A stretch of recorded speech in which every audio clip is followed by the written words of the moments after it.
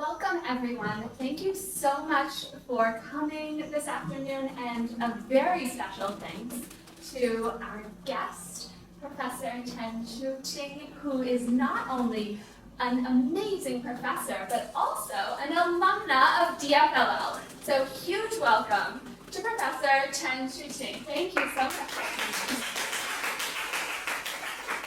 Professor Chen is lifetime distinguished professor in the Department of Foreign Languages and Literature at National Chung Hsing University, where she served as Dean of the College of Liberal Arts and Director of the Research Center for Humanities and Social Sciences. Her research interests include Asian American literature, post-colonial literature, trans-Pacific writing, and others that we will hear about today. She's published in Concentric, the Review of English and American Literature, EurAmerica, the list goes on. So many amazing journals, as well as publishing a monograph in 2005 on Asian American literature and globalization entitled Asian American Literature in an Age of Asian Transnationalism. And has a collection forthcoming this year on Asian American Environmental Humanities. Recently, her interests have begun to shift to the intersection of environmental humanities and ethnic literature, including a current ongoing project of which we are honored today to hear a chapter from, that is on others in the Anthropocene, minority literature in a planetary age. It is so exciting to welcome an alumna of our department, a distinguished professor from Taiwan, and to hear about this exciting new work that I know intersects with many of the interests of scholars in this room. Thank you so much, Professor Chen, and welcome.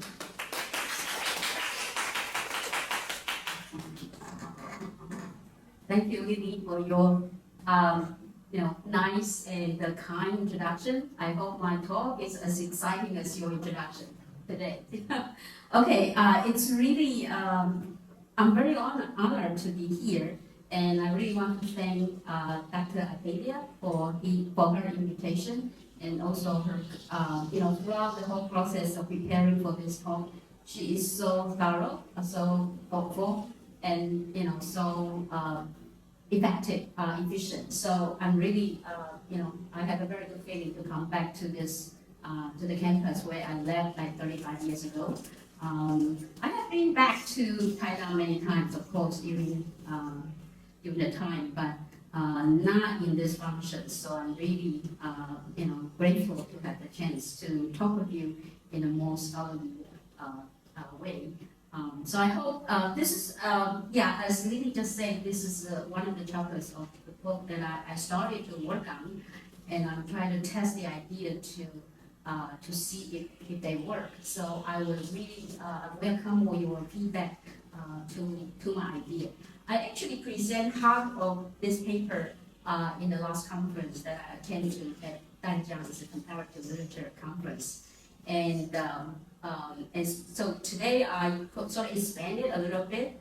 I add the first part of my presentation would be some of the basic or background ideas of the Anthropocene and post-humanism. So they are there not as a direct sort of theoretical frame for the paper, but they are there to be the background thinking of my reading of the novel, and also the overall frame for the book. So I'm really, and I try to simplify it in a way that it could be easily understood by all. Okay, so I'm going to start. So the talk that I'm going to present today is Asian Immigrants in the Anthropocene. Can I use this? It's easier. Okay, so the title of the talk today is Asian Immigrants in the Anthropocene, Smell the Pandemic and Trans-Species Entanglements in Larissa Lai's Swordfish Girl. So Larissa Lai is a Chinese-Canadian writer. I think she originally came from Hong Kong. Okay. I'm going to start with techno-Orientalism. The hegemonic imaginary of Asians and Asian immigrants in popular Western representation has traditionally constructed the images of Asians and Asian immigrants as pre-modern, exotic, mysterious, and dangerous. With the rise of Japan and China as competing global powers ever since the age of globalization, the Orient is subject to a renewed process of Orientalist imaginary, one which was called Techno-Orientalism by critics David Robb, Bessie Huang, and Greta Noon. They define Techno-Orientalism as, and I quote, the phenomenon of imagining Asia and Asians in hyper or hyper-technological terms in cultural productions and political discourse. If Orientalism is the West's strategy to contain the images of Asia and Asians within a pre-modern temporality, Techno-Orientalism, they argue, presents a broader, dynamic, and often contradictory spectrum of images, constructed by the East and West alike, of an Orient undergoing rapid economic and cultural transformation. More specifically, while Orientalism defines the modern West by producing an oppositional and pre-modern East, Techno-Orientalism symmetrically and yet contradictorily complete this project by creating a collusive, futurized Asia to further affirm the West's centrality. Cultural and literary presentations of the rise of Asia in mainstream speculative fictional worlds have often been conducted in a manner that belies the West's persisting, if latent, anxieties over the possibility of an Asian-dominant future. In Techno-Orientalist vocabulary, Japan signifies technological innovation. China and India are major providers of manufacturing and massive cheap, unskilled laborers. Thus, Techno-Orientalist discourse constructs Asians as mere simulacra and maintains a prevailing sense of the inhumanity of Asian labor, the very antithesis of Western liberal humanism. Adopting these Orientalist and Techno-Orientalist tropes in popular cultural form, such as sci-fi, TV series, films, and animations, consolidates the image of a threatening oppositional East to solidify Western hegemony. As Roy et al. Points out, while the dehumanized effects of Techno-Orientalist discourse have received critiques from Asian American studies, there arise texts that critically reappropriate these controversial Asian images and produce counter-discourses to challenge the Orientalist cultural ideology in those same cultural and political spaces. This paper argues that Chinese-Canadian author Larissa Lai absorbed, envisioned, and replicated Orientalist and Techno-Orientalist portrayals of the Asian immigrants in her speculative novel, Swordfish Girl, to write against, challenge, negotiate, and problematize the discourse of globalization sustained by racism, sexism, and anthropocentrism. On the surface, her novel seems to repeat the familiar tropes of Orientalism by placing China in the prehistorical mythological temporality and those of Techno-Orientalism by depicting a subaltern-like Asian female clone as a factory worker in the future world, thereby subjecting China and female Asian immigrants as others of or /in globalization. Lai adopt these tropes to challenge modernity and globalization from which discourses of Orientalism and Techno-Orientalism arise. By placing the speculative worlds of the novel in a context of the Anthropocene, where the impact of human technology has driven global environmental change, from which all humans suffer, Lai questions, critiques, and challenges the basic assumptions about technology, progress, and globalization in liberal humanism. Furthermore, by speculatively tracing the multiple life stories of an Asian woman from pre-modern China to the future world and her entanglement with a woman who is a hybrid of human, fish, and machine, her novel problematizes humanist concept of humans and the modes of knowledge that help establish human exceptionalism. To begin to investigate life's speculative world, we need to unpack the concept of the Anthropocene and the ensuing concept of post-humanism first.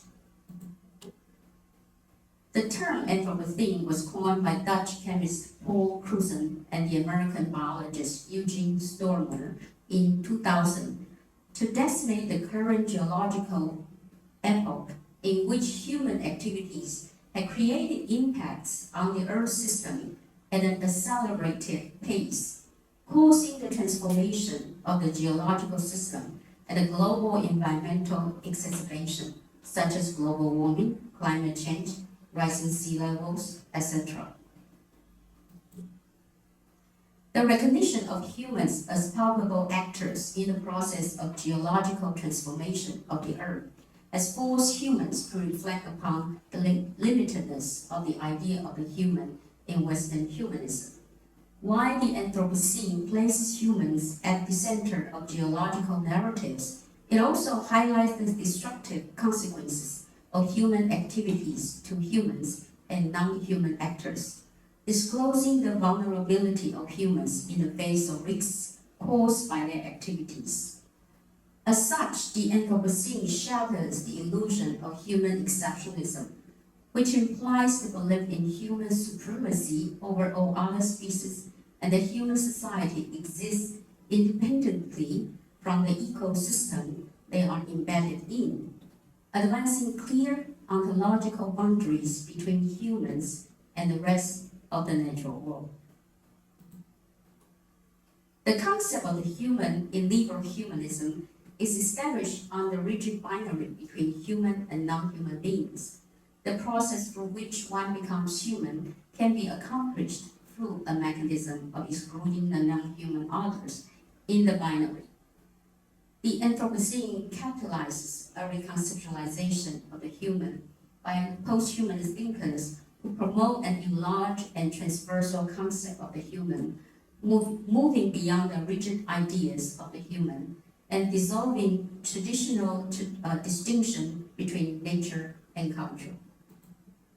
The nature-cultural continuum implies the entanglement between the two, where each reaches out to change and expand the basic assumptions of the other term. The entanglements between nature and culture can be understood on various scales. Firstly, nature can be a planetary entity to which human activities, meaning culture, bring significant changes. However, the geological force forged by collective human activities is beyond the imagination of individual human beings. Even if humans can be seen as a species with a planetary deep-time geophysical agency in geohistory, this agency is not immediately accessible to humans. Humans as a geophysical force thus challenges our ontological ways of thinking about ourselves.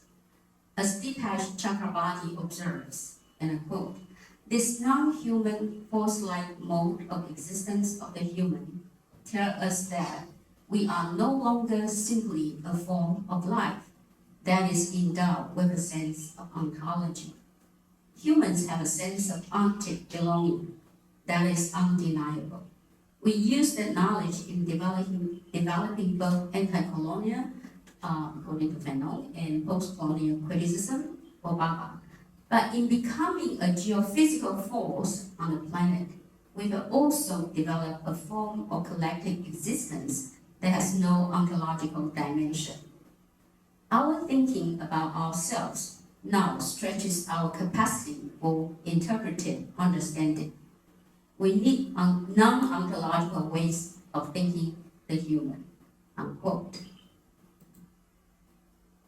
The non-ontological ways of thinking about the human point to another dimension of the dissolution of the boundary between nature and culture, which is manifested through the non-hierarchical symbiosis between humans and non-human species, an emerging concept promoted by multi-species ethnographers such as Donna Haraway and Anna Chin, among others.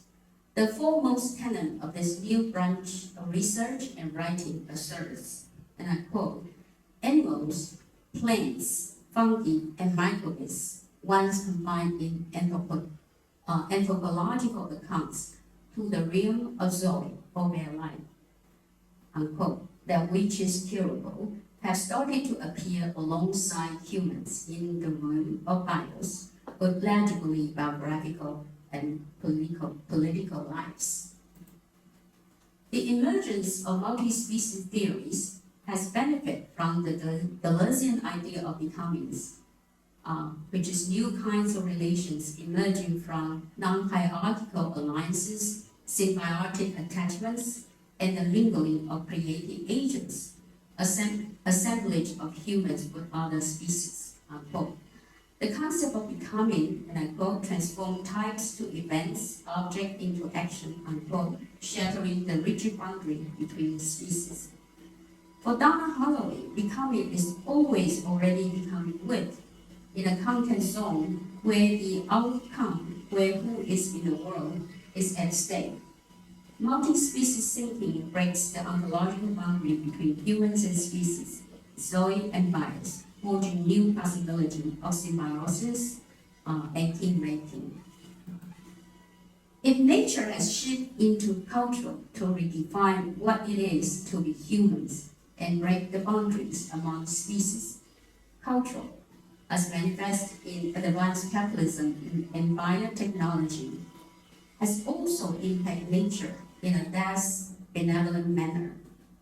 Rosie Bridotti observes that the rapid growth of biogenetic technology in advanced capitalism has engendered a perverse form of the post-human.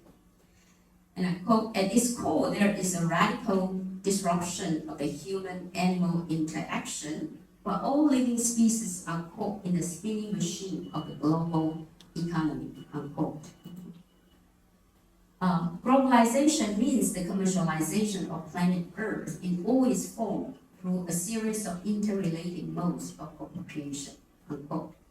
Nature-culture continuum in this manner is modeled by the economic logic of globalization, which produces differences for the sake of commodification, by extraction of natural resources, exploitation of the racial class and gender others, and turning people all over as the consumers of the products of life itself. That is to say, instead of freeing humans from the imprisonment of social stratification, the nature-cultural continuum spurred by technologies ends up foreclosing the mobility of and connectivity among social subjects, while suffocating the vital force of life that might otherwise prompt the linkages between humans and non-human species that have long been cut off in the process of modernity. Here, it is important to clarify the difference between bios and Zoe in different discursive contexts. Bios and Zoe, in the discursive context of anthropocentric humanism, designate two different states of life. And I quote, bios refers to the life of humans organized in society, while Zoe refers to life of all living beings. Bio is regulated by sovereign powers and rulers, whereas Zoe is unprotected and vulnerable. And I think most of you are very familiar with Agamben's idea of bios and Zoe. So it was taken up by Bridotti to, some sort of, to expand the idea, especially with Zoe. So bios represents the life of humans struggling for equal rights in social space. Zoe is often taken as their life outside and beyond the reach of laws. Bridotti, however, transposes zeal from humanist discourse to the context of post-human and redefines zeal as a dynamic force of life, thereby releasing the generative potential of Zoe as a notion that can engender resistance to the violent aspect of the post-human convergence. Whereas multi-species ethnographers seek to bring Zoe to the realm of bios, endowing non-human species with rights of coexistence with the human, with autonomy, Doty attempts to explore the boundary between bios and zoe. I'm sorry about the typo. By recruiting the vitality of life innate to zoe and posit it as the major dynamic that activates post-anthropocentrism. Zoe, as the dynamic self-organizing structure of life itself, stands for generative vitality. It is the transversal force that cuts across and reconnects previously segregated species, categories, and domains. The Anthropocene poses a new challenge to literature that has been attentive to social justice and politics of difference. We are living in a world where the old forms of oppression continue, yet new challenges on a global scale arise. As Chakravarti maintains, the current conjuncture of globalization and global warming leaves us with the challenge of having to think of human agency over multiple and incommensurable scales at once. This includes thinking the human as a political agent and a geophysical force, a holder of rights and part of the assemblage of multi-species, belonging at once to differently scaled histories of the planet, of life and species, and of human societies, unquote. While it is hard for humans to imagine such a disjuncture of agency without cultural mediation, literature, especially the speculative genre, might provide a rich ground to explore the possibility of life in its many disjunctive forms, representing the spatial relations between the planet and the local place in a time span that is both forward-looking and retrospective. Okay, so I'm going to move to the second part where I start to talk about the novel. Speculative fiction encompasses science fiction, myth, utopia, or dystopia narrative, fantasy, and post-human fiction. It foresees disasters in the future beyond our realistic imagination and explores the causes of the problems rooted in present-day environmental and social concerns, enabling the reader to critique and reimagine the paradigms that shape this world, ranging from the power relations between gender, sex, race, and nations, to those between humans and non-human species. Speculative fiction is changed from the familiar and released us from the conceptual confinement.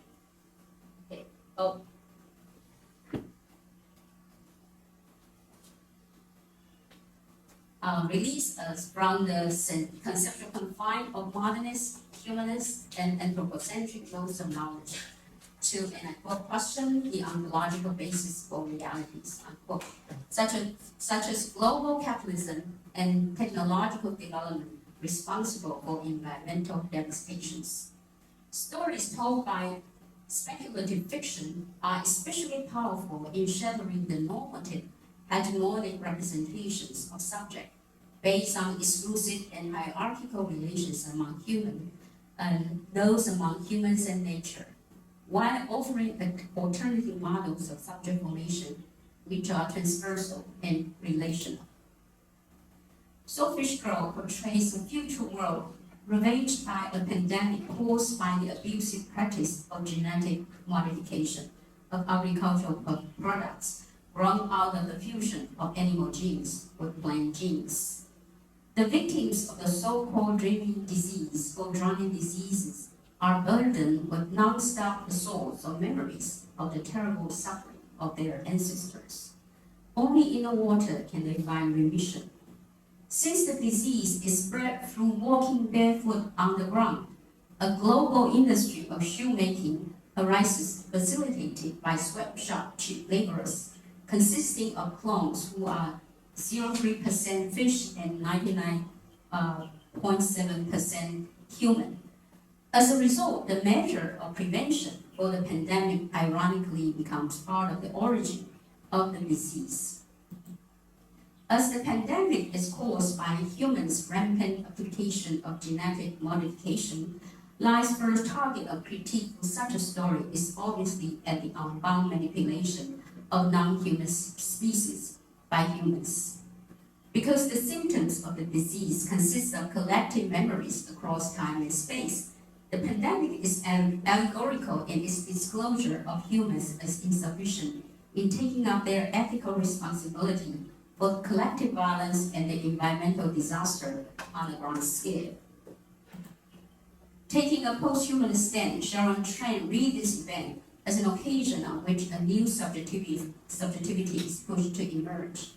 By infecting people with memories that do not belong to them, but some larger collectivity across time and space, the disease assembles a subjectivity that must grapple with balance that exceeds the scale of the individual human.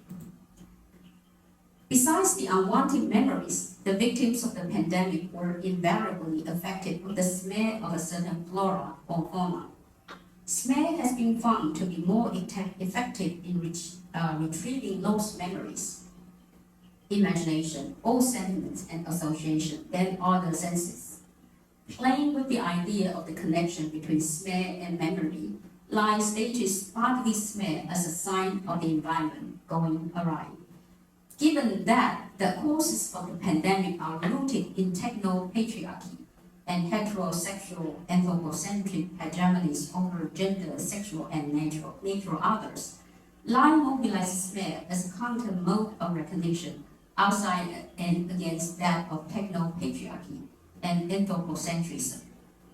Well, I use the term techno-patriarchy because in the novel there is this guy, Dr. Flowers, who is the head of a lab that is responsible for doing all this genetic modification. They try to fuse human genes with plants to create some sort of fruits that, or some sort of medicine that can cure infertility. Because in this post-human world, there is women have a problem of giving birth. So this guy is like the father of all the clones, right? Call him the father. So he's the one that our heroine work for. So he's the one who do all these random tests on woman's body, especially to come up with some sort of medicine. And so indirectly, he's the one who's kind of responsible for the plague and also for the disease. So that's why I call it techno-patriarchy. So there's this gender and sex issue in the development of technology. He represents this patriarchal power. Okay, so this presentation aims to examine Lai's innovative employment of smell in a novel that examines the fate of humans in the future world, plagued by environmental disaster induced by techno-capitalism and techno-patriarchy, through tracing the reincarnation of Asian immigrants and their multiple life forms across time and space. Through such an engagement, this presentation attempts to delve into the root cause of the emerging pandemic and initiate an alternative mode of recognition that might prompt different assemblage of subjectivity beneficial to the environment. The immigrants have been a figure of authority throughout human history. One of the ways their authority manifests in popular discourse is smell. Culturally constructed as the source of foul odors and unpleasant sensory experiences, the immigrant bodies are often conceived as the site of negative and polluting olfactory signs and a vector of disease. Asian immigrants, with their exotic culinary practice and the smell of food and bodies, are especially vulnerable to such negative representations. While such a bias reveals the racist stereotype against immigrants, it also implicates the debased status of profession in the sense hierarchy of the West. In Western theories of evolution, smell has been considered a base and primitive sense on the lowest rung of the sense hierarchy. The sensory power of human nasal organ was at its peak before humans starts to walk upright. With their heads high above the ground, humans' ability to smell the ground for traces of animals or plants become redundant. Eventually, smell gave way to sight as the primary sensory faculty over the course of human evolution. As the sensory organ of smell diminishes, smell's link with humans as a defining feature gradually gave way to sight. and smell was renounced as the sense of madness and savagery. Because of its fleeting, transitory, and diffuse quality, smell is hard to be measured by scientific methods, and therefore unable to provide direct, observable, qualifiable, and enduring knowledge privileged in Western science and philosophy. It is therefore diminished as insignificant and dispensable by Western philosophy, such as Lucretius and Kant. Sight and affection designates two different modes of human recognition of the world. While sight recognizes the other through the clear visual boundary separating the bodies of self and other, smell or affection recognize the existence of the others by sensory immersion in the other's sense, be they humans, animals, plants, or the environment. Sight helps humans to see in themselves what distinguishes them from others. Recognition through affection relies upon direct contact between the subject and the thing being sensed through the transmission of particles. So, according to Jonathan Reynolds, smell is tactile in orientation. And I quote, smell was clearly identified as a physical encounter with the potential to yield genuine knowledge of the world and came with associated hazards, unquote. And another critic, Lainey Hsu, says that smell is a sign of transcorporeality, the material interconnections of human corporeality with the more than human world. So, and I quote from him, smell is a tool for detecting environmental risks created by countless process of colonization, racialization, extraction, industrialization, urbanization, uneven development, and environmental depredation. Larissa Lai rewrites the cultural construct of smelling Asian immigrants to critique the cultural bias attached to the racialized Asian body. Through the stories of the Asian females immigrants, Yu later reincarnated as Miranda in the future world, and her love interest, Swordfish Girl, later reincarnated as Evie. Lai seeks to critique advanced techno-capitalism's human-centered endeavors in manipulating the non-human species. Lai reconfigures smell as a speculative mode of knowing that transforms the Zoe in social space from a state of bare life to a regenerative force of life in a context of global capitalism where life is largely commercialized and subject to biopolitical governance. Lai reimagines smell as a site of transcorporeality connecting humans and the environment, assembling trans-species entanglements, thus breaking the human-non-human boundaries. So this is the novel is as a speculative form, includes mythology, fairy tale, magic realism, and science fiction. All these genres are together in this speculative mode.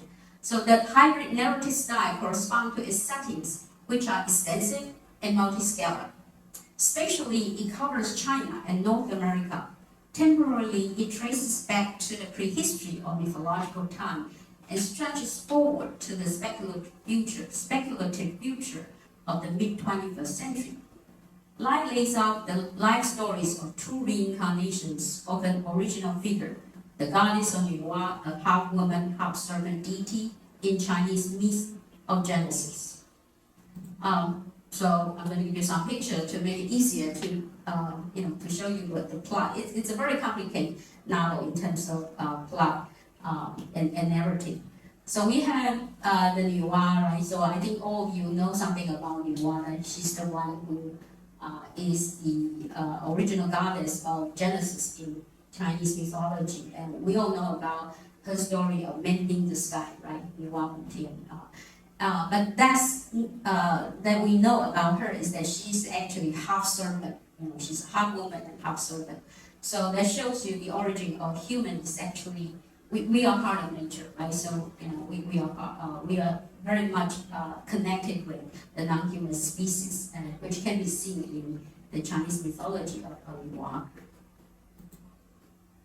So the novel's entwined double narratives revolve around the Yuan in South China of late 1800 and Miranda in the futuristic world between 2044 and 2066. Both of them are the reincarnation of the goddess of Yuan. So the goddess of Yuan is prehistorical, and then later she reincarnated to become Yuan also named Yuan in 1800 on the southeast coast of China, which is I think Guangdong. And then she died and get a rebirth in the future world also. And then the Yuan in the future world is called Miranda. So the goddess Yuan in prehistorical time desires to become woman. So Yuan sort of create the human, and then she got very jealous of human because humans are able to enjoy all different kind of sensory pleasure that she couldn't enjoy. So she wants to be a human, right? So she wants to enjoy companionship and the sensory experiences accessible only to humans.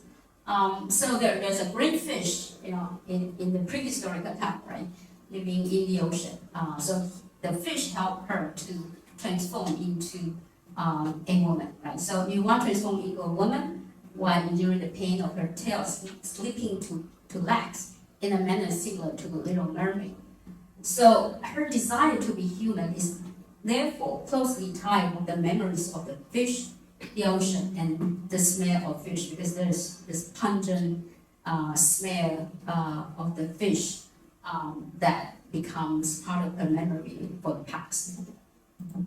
Okay, so this is a chart that I made to make it easier for you to understand the narrative. So this is the origin. This is the beginning of the story where Yuan met the green fish and become transformed into a woman. And this part is written in a very mythological way, also like a fairy tale. And then there's two narratives. The one narrative that took place in late 18th centuries in South China, where Yuan becomes a young girl, and then she met Swordfish Girl, who is the daughter of the fish vendor. And so this part is actually written in a very materialistic way. And then there's another line of the story is Miranda in North America around the time 2044 to 2066. This is a futurist world, and it was written in a very it's written like a sci-fi. And then she met Evie, and Evie is actually the reincarnation of Swordfish Girl, but now she's not just a woman, she's a clone. So she's a cycle, she's half fish, half human, also half machine. So the two plot line was not told in a chronological way, but they were entwined. Okay, so there's one chapter, so it goes back and forth between late 1800 to 2000, in mid-2000. So there's a sense that I think by using such an entwined narrative, Lai tried to express the importance of thinking the present moment or the past as always a sort of lateral existence or presence of the present. So there is impact. Whatever that happened now started in the past. Okay, so the juxtaposition of the two time temporality is kind of important for him to make her point about thinking about our life as a kind of double life, as a kind of lateral sort of connection, not just with other species, but also with our past self, right? So that I think she used sort of reincarnation as a way to stress the possibility of our life, the possibility of multiple forms of life that could happen in the past and also in the future. Okay, so Yuan, 18th century South China is in love with a fish vendor's daughter, the reincarnation of the green fish and the saltfish girl, whose pungent smell of saltfish intoxicates Yuan, and they develop a queer relationship. So the smell is the trace or the clue through which she sort of recognized this other being who is, once very important to her and who's the one who make it possible for her to transform into human. So Miranda in the speculative future world is born to a Chinese-American immigrant family, the Qings, who lives in Serendipity, a walled city on the west coast of North America, ruled by Saturna Corporation. So this is the world that state is no longer important. It's the corporate world, which is the ruling structure of the place, right? So it's a biotechnology company which replaced the state to rule the people through political governance. Compared with the social underdogs who live precariously in the highly polluted environment of the unregulated zone. So the unregulated zone, of course, is the place for, the bare life, the zone. Citizens in Serendipity enjoy a relatively secure and clean environment despite the severe surveillance from Saturna. Later, the family is banished to the unregulated zone where she meets Evie, the reincarnation of the saltfish girl. Evie is one of the clones robot hybrids who were created to serve the cheap laborers for the shoe factory of Paula's industry. Okay, so in the novel, the smells of durian and saltfish are racial and class markings from which Miranda and Evie suffer discrimination and exploitation.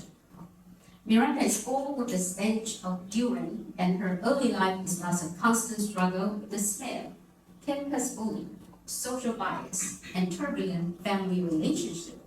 Her pepper's pissy smell not only infused the external fabric of their house, it seeped into the skin of all her family members.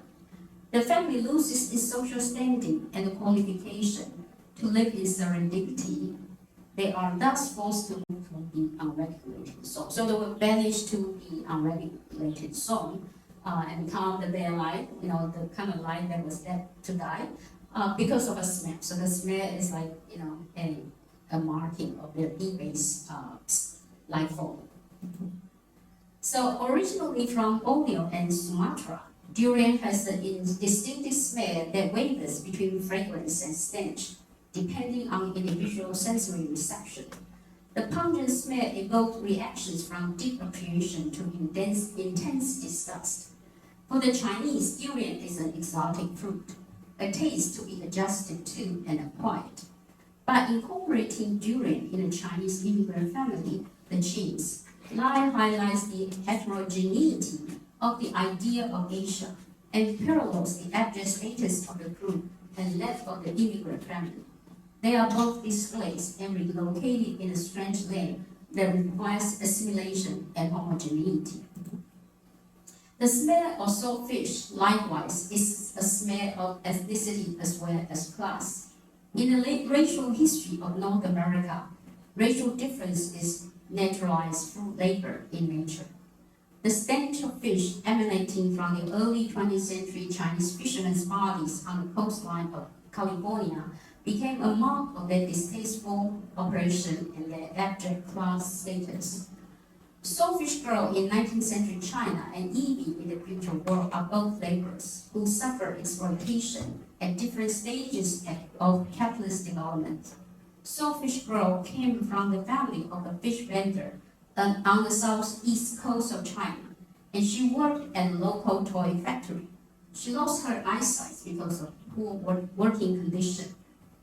Evie is a clone of a Chinese immigrant, Sonia, who married a Japanese and was sent to a relocation camp during World War II.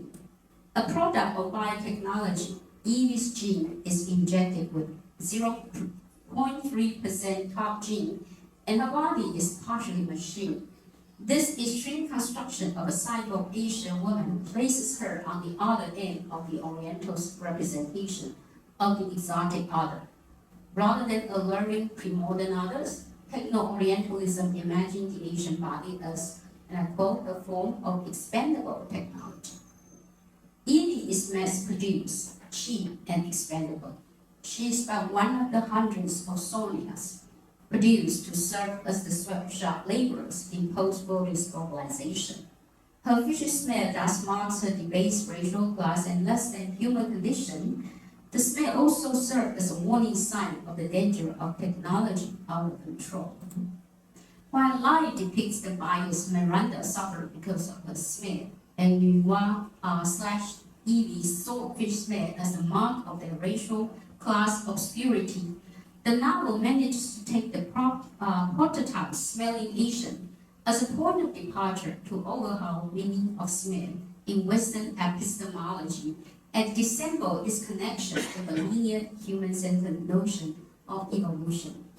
The smells of durian and swordfish provide an alternative mode of recognition, outside and against the ontological basis for technological advances which caused the pandemic, the philosophical assumptions that rest on hierarchical and interrelated dualism and stratification. For Lai, smell is boundary breaking and productive. It invites, entangles, and immerses others in the same affective trajectory. It revitalizes feelings in a stale relationship. It brings forth forgotten memories and regenerated the links between humans and species that have long been suppressed in the history of human evolution. Smell is the medium through which humans recognize the animals within and evokes a different temporality when humans are not cut off from other species. Smell is, to borrow from Bedoti, the generative vitality that gives life back to the soil who are outside the protection of the laws. Lai employs durian as a queer actor to dissemble and reassemble the Qing's domestic life. Precisely because of its offensive, unnerving, delirious smell, durian jogs Miranda's parents out of the monotonous life of the model minority, a facade they strive to keep in order to merit their residence in serendipity. The smell of durian regenerates their passion for each other, and their sex is entangled with the durian, which, and I quote, tangled between them, its green spike biting greedily into their flesh, its peppy pissy juices mixing with their somewhat more subtly scented ones, and the blood of the juice it inflicted with its green teeth, unquote. The durian in this scene is thus, and I quote, a queer erotic partner engaged in an erotic multi-species assemblage. And in fact, in the novel, it actually showed that the durian, inside the durian was Miranda's previous life. Miranda in 18th century was drunk. You know, at the end she was drunk because she had an affair with someone. So the Cantonese people just drunk her.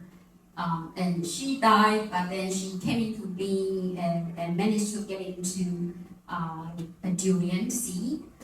So the durian that tumbled between her parents' sex has her inside. So you know it's a very complicated and storyline. Okay, so because the queerness of durian, Miranda considered the participation of durian in her conception responsible to her third gender, namely her queer sexuality.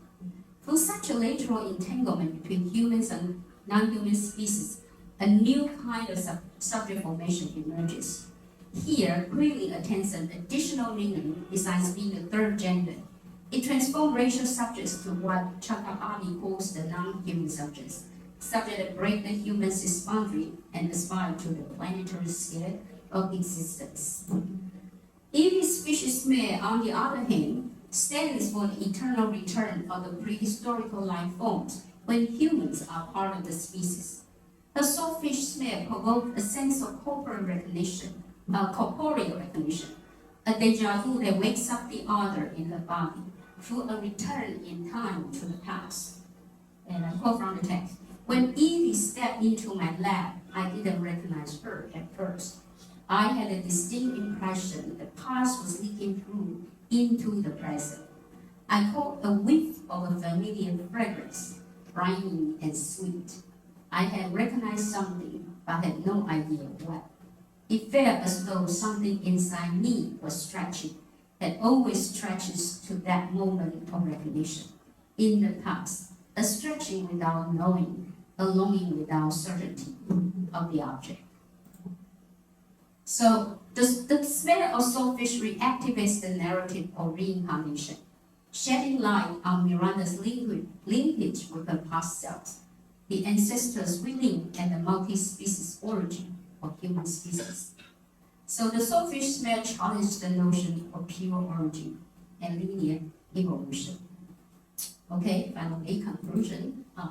In an interview, Lai says, and I quote, "One of the reasons I write speculative fiction is to slip the noose of a single identification or a single set of relationship, and through the work of allegory, metaphor, and analogy, comment on and play through the intersections, interactions, constant alterations, and layerings of multiple ways of being with others in the world and out of it."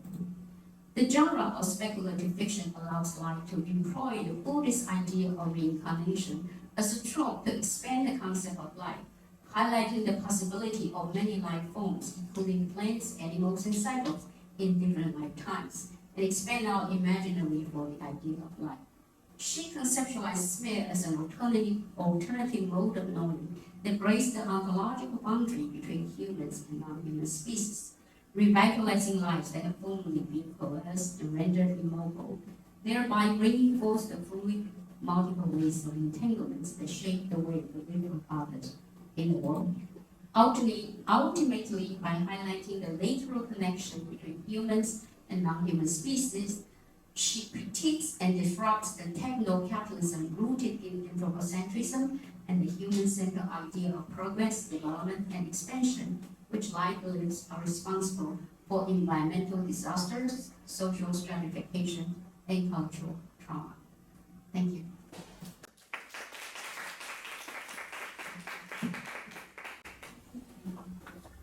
Thank you so much, Professor Chen.